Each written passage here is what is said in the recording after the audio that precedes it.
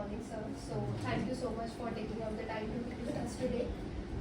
So as a part of our assignment of organizational behavior, we need to explore the behavior of entrepreneurs regarding their organization and how do they manage organizational aspects. Okay. So sir, can you just start by introducing yourself? Okay. So myself, Jensen.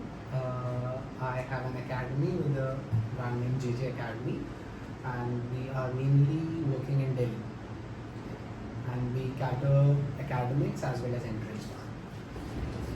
So can you tell us a little bit about your business? For example, when did you start this venture? What motivated you to start your business? So it's been 10 years that we are into business. It was started back in 2014. And I started at a very young age, and probably it was just a passion for me initially. I had no plans to turn into a person who's running an institute. I had no plans initially. It was just okay, I am providing some quality education to the students, and I believe it was started just because I felt there is lack of quality education, quality classes that are being provided to the students. I felt that gap, and to just fill that gap I started this. But yes, eventually after getting into it, I felt okay, it can be done as a full-fledged thing. I can get into this as a profession.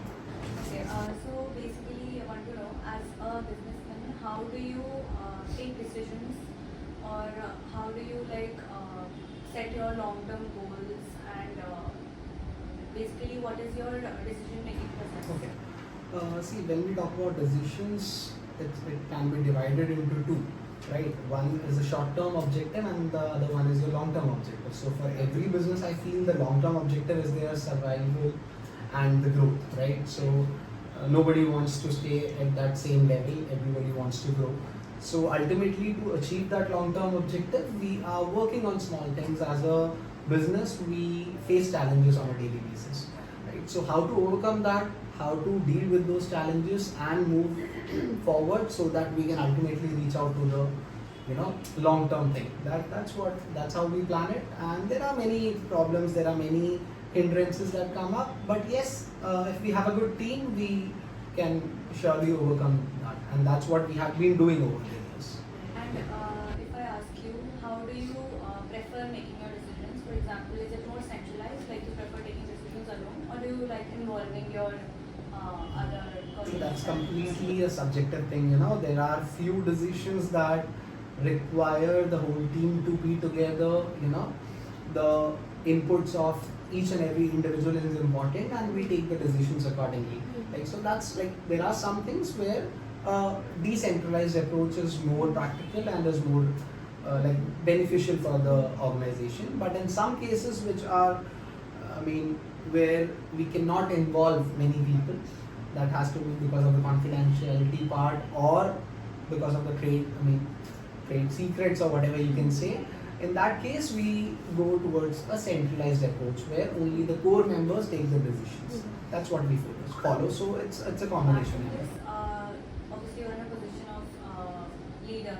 Mhm. So, how do you handle this leadership position? See, it's something that what I believe is it comes from within. Like, over the time, when you deal with things, when you deal with a group of people, and when you try to take them forward, take all of them together and take them forward, it comes within, right? With time, you have that, you learn from your mistakes. As everyone says, you learn from many mistakes and eventually you become better in the business. That's what has happened with me also. As I said, initially I was just a teacher who wanted to teach students, but okay, eventually with time I got into it. So I guess time is the factor. Time teaches us a lot of things, and through that the expertise comes in automatically. Do you believe in motivating your colleagues, like encouraging them to be more productive and be not just to be physically there, but actually enjoy it? One thing is taking the pressure off the employees, right? If I myself create pressure, because there are, again, as I said, there are many problems that come up, but when the problems come up, if I do not stand up, right, if I am not there and I put the pressure on my colleagues, on my staff, then what happens is they tend to, they cannot take that pressure, or they, what should I say? There are many situations where they cannot take that pressure, right? So in that case, if we are there, if they have that feeling that okay, our superior, whomsoever, they are with us, we are together in something, we have to together solve that problem or take care of that particular situation. In that case, that automatically motivates them. Okay, we are not alone in this issue. We have our superiors as well standing with us. The feeling of we. Yeah, the feeling of we is more important. So that's how we have been doing so far. We have never let our employees be alone in any of the issues. Like whatever comes up, we are there to help them out. If they are stuck in something, we are there, we help them out, and we go ahead. That's how the things have to be. Otherwise, they'll feel alone. They'll be, feel that okay, we are stuck in something. There is nobody to go to, and probably they'll either leave. That's how we see in some organizations the labor turnover is so high. The reason is this: they do not have that support. Even though they are on the monetary aspect, they are being paid. They are, getting paid. But again, on the other aspects, and as a human being, I believe that other aspects are equally important. It's not just the pay. There are other aspects also. So yeah, that's what we have been focusing on. That the employees feel that it's a family. It's more of a family. So as a businessman, how do you handle this leadership position? Like, are there any instances that you face any obstacles being in a leadership position, and how do you manage? No, there are many. As I said, on a regular basis, we have to deal with some of the other hindrances, right? So, there are problems between employees also, between the subordinates. There are some conflicts, or there are some, different opinions. And I believe as a superior, that thing comes up to me. So, in that case, we have to deal it in a very diplomatic way. Right, because ultimately everyone is equally important for us, and we have to take care of that. We have to maintain a balance, right? So in that case, I guess we have to deal that situation in a very diplomatic way, so that both the employees or whatever the situation is, we handle it and we come out of it seriously. So, sir, can you highlight some of the important factors that you pay attention to while making important decisions about the organization? I would be wrong if I say no. Definitely, I guess every individual is biased at some point of his life, at some point of the decision making. Everyone is biased because we learn from our experiences. There have been some past experiences that I have had, and obviously, I wouldn't want that experiences. I wouldn't want that particular situation to come up again. So obviously, if I feel that okay, that this particular thing is going that way, then on the basis of my experience, on the basis of the past things, I would like to avoid that, or I would like to take a decision accordingly. So yes, it's kind of biased, but not in a negative way.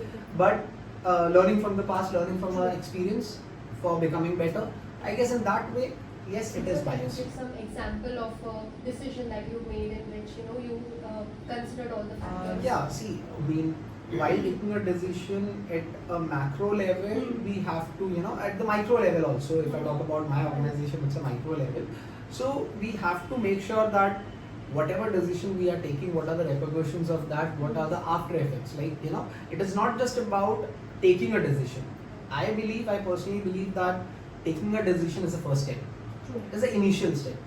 What after that? That's what matters, right?